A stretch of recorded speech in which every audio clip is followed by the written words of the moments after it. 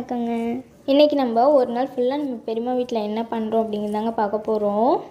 நானும் அம்மாவும் ஆடு மாடு கட்டிட்டு காலையில் ஒரு 11 மணிக்கு தாங்க இங்கே வந்தோம். வந்துட்டு அதுக்கப்புறம் தாத்தாவோடு சேர்ந்து வெங்காயம் அரிஞ்சிட்டு இருந்தோம். தாத்தா வந்து பெரியம்மா வீட்டில் தான் இருந்து வெங்காயம் அரிஞ்சிட்ருக்காங்க. சந்தைக்கு எல்லாம் வெங்காயம் அரிஞ்சு வச்சுட்டு அதுக்கப்புறம் வந்து கீழே உள்ள வந்து தாள் எல்லாமே வந்து சுத்தம் பண்ண ஆரம்பிச்சிட்டோங்க. போர் பற்றை எல்லாத்தையுமே வந்து சுத்தம் பண்ணிகிட்டு இருந்தோம். சுத்தம் பண்ணிவிட்டு கல்லெல்லாம் எடுத்து போட்டு அதில் உள்ள ஒட்டடை எல்லாத்தையும் தள்ளி விட்டு அதுக்கப்புறம் மண் இருந்தது, சின்ன சின்ன வெங்காயம் கிடந்தது, அது எல்லாத்தையுமே வந்து நல்லா பொறுக்கி போட்டுட்டு கரையானை எல்லாம் ஏறி இருக்கா அப்படின்ட்டு நல்லா தட்டி செக் பண்ணி பார்த்துட்டு அதுக்கப்புறம் ஒரு குச்சி வச்சுட்டு அதுக்கப்புறம் எங்கள் பற்றையில் கொஞ்சம் வெங்காயம் இருந்துச்சுங்க அறியாமல். அந்த பற்றையில் உள்ள வெங்காயத்தை நாங்கள் நடவு பண்ணுறதுக்குன்னு கொஞ்சம் வச்சுருந்தோம். அந்த காய் பக்கத்துலேயே ஓரமாக போட்டுடலாம் ஒரு சரி சமமானு சொல்லிவிட்டு அதை எடுத்து ஓரமாக கொட்டி போட்டுட்டு இருந்தோம். எங்கள் பற்றையை சுத்தம் பண்ணி வச்சுட்டு 2 பற்றையிலையுமே வந்து நேத்திக்கு இறக்கி வச்சுருந்தாங்கங்க வைக்கப்பில்.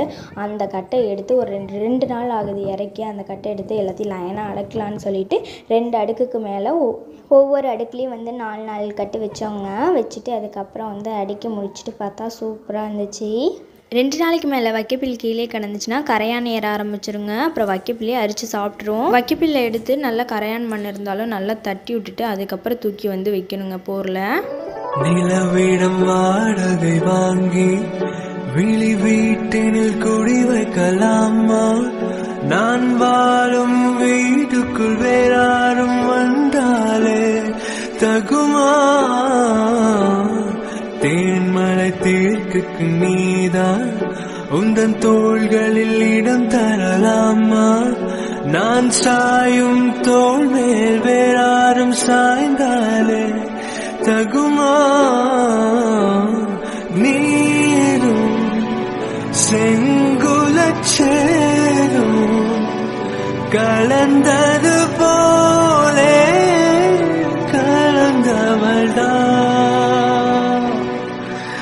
உன்பேவா என் அன்பேவா, உனேவா உயிரேவா, உன்பேவா என் அன்பேவா, பூ பூவாய் பூ பூவா.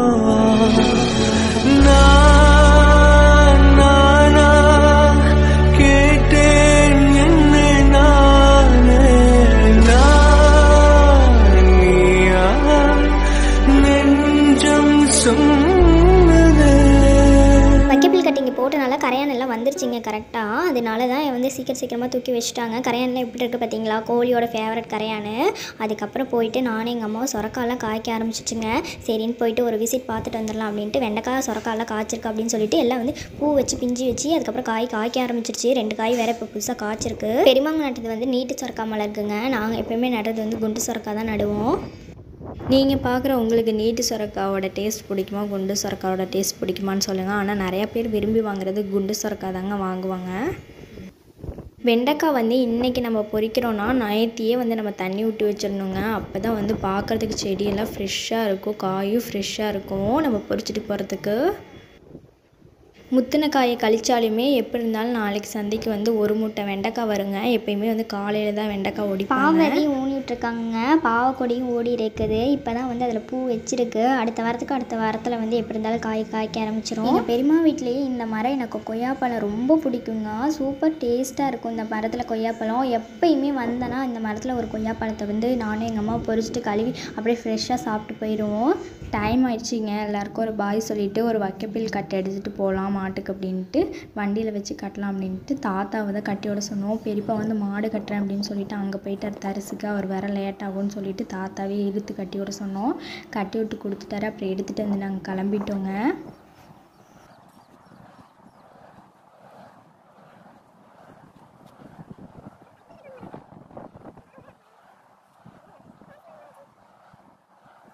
நானும் அம்மாவும் பிரண்டை வந்து ஒரு வேலியில் வந்து பார்த்து வச்சுட்டு போயிருந்தோங்க. ஃப்ரெஷ்ஷாக இருந்துச்சு. எங்கள் அம்மா ரோட்லேயே வண்டி நிறுத்திட்டு தெருவுக்குள்ளே போய் அதை போய் பிரண்டையை போய் பொரிச்சிட்டு அப்படின்னு சொன்னாங்க. அப்புறம் நான் குடுன்னு வேகமாக ஒடியாந்து வந்து பிரண்டையெல்லாம் ஒடிச்சிட்டு அப்புறம் போனேன். ஆனால் இங்கே இருக்கலங்க, இந்த பிரண்டையை வந்து யாருமே கண்டுக்கவே மாட்டாங்க. பிரண்டையில் எவ்வளோ பெனிஃபிட்ஸ் இருக்குதுன்னு யாருக்குமே தெரியாதுங்க, எவ்வளோ சத்துன்னு. ஆமாம் அதை போய் பொரிக்கணுமா, ஆமாம் அதை போய் சட்னி அரைக்கணுமா, ஆமாம் அதை போய் சமைக்கணுமா அப்படின்னு தான் இருப்பாங்க இங்கெல்லாம்.